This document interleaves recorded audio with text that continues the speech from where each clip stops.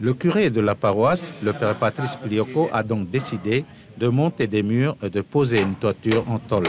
Aujourd'hui, à la 3e semaine des travaux, la charpente est déjà posée. Placée sous l'autorité de la chefferie, les travaux sont conduits par 2 maîtres maçons, un jeune et un ancien. Mis en œuvre à la demande expresse de l'évêque du diocèse, le chantier ne disposait d'aucun fonds de départ. L'on ne pouvait compter que sur l'aide des paroissiens.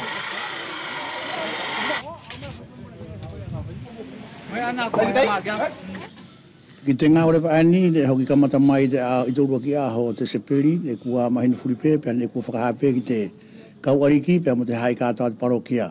Ko te ngā ue, ne more hona whakawai, mo hona whakatawhito, ne ko te launga mo te panga. Aucune aide du diocèse n'était possible, cela a été dit clairement. Monseigneur doit régler les frais de séminaristes et des catéchistes. Nous avons fait des démarches auprès du territoire et nous n'avons toujours pas de réponse. Et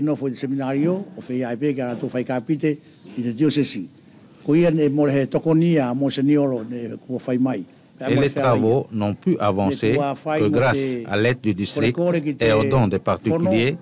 Et la chefferie a reparti la fourniture de matériaux à chaque village, ciment, sable, caillasse et fer à béton.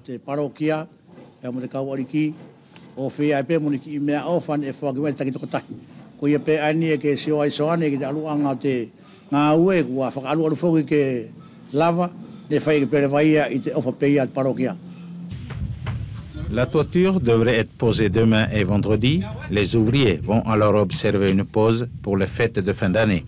Ils entameront ensuite les finitions. Pour la petite histoire, l'ancienne construction en pierre de taille a été construite entre 1919 et 1920, année à laquelle elle a été bénite le 20 juillet. Et c'est l'évêque et la chefferie de Hifo qui ont voulu préserver ce patrimoine du district.